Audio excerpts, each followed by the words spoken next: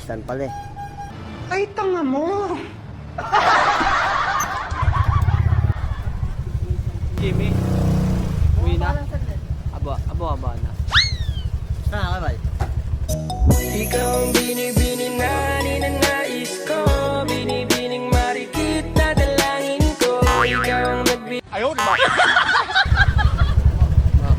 Oo, masaya ngayon ah. Sinundo ko kagabi, jowa ko sa first gate, tapos may maganda babae nakatambay.